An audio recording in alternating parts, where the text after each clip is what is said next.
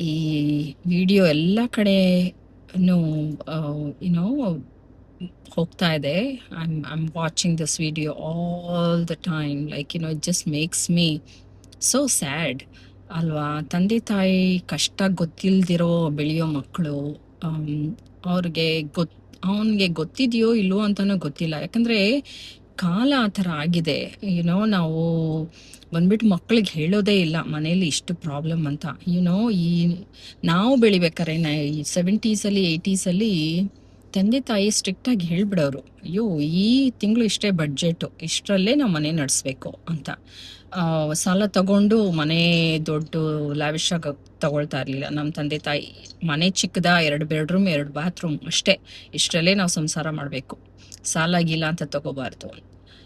Vehicle EMI ತಗೊಂಡು car ತಗೊಳ್ಳೋ ಅಭ್ಯಾಸನೇ ಆ ಕಾಲದಲ್ಲಿ ಇರಲಿಲ್ಲ.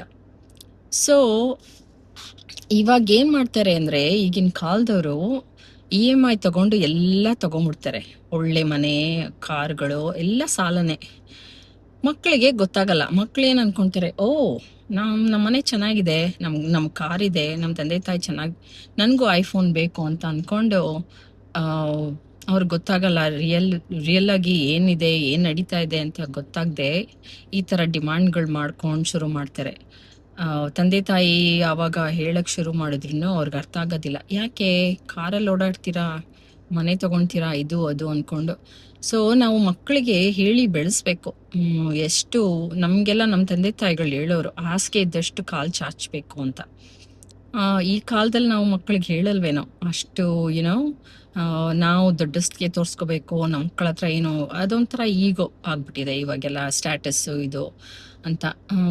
ನನಗನ್ಸುತ್ತೆ ನಾವು ಮಕ್ಕಳಿಗೆ ಆದಷ್ಟು ಹೇಳಿ ಬೆಳೆಸ್ಬೇಕು ನಮ್ಮ ಮನೆ ಪರಿಸ್ಥಿತಿನ, ಬಡ್ಜೆಟ್ನ, ಅಥವಾ ಇಷ್ಟರಲ್ಲೇ ಮನೆ ನಡೆಸ್ಬೇಕು, ಇಷ್ಟರಲ್ಲೇ ಅಂತ ಸಾಲ ತಗೋಬಾರ್ದು, ಅದೆಲ್ಲ ಹೇಳಿ ನಾವು ಮಕ್ಕಳನ್ನ ಬೆಳೆಸ್ಬೇಕು. ಆವಾಗಲೇ ಅವ್ರಿಗೂ ಗೊತ್ತಾಗುತ್ತೆ ಈ ಪರಿಸ್ಥಿತಿ ಏನು ಅಂತ. ಇಲ್ದಿದ್ರೆ ಈ ಥರ ಅನಾಹುತಗಳು, ಅವನು ಸಾಯೋದಲ್ಲದೆ ತಂದೆ ತಾಯಿನೂ ಯುನೋ ರಿಯಲಿ ಸ್ಯಾಡ್. ನನಗಂತೂ ಏನು ಹೇಳಬೇಕು ಗೊತ್ತಾಗ್ತಾ ಇಲ್ಲ. Really sad.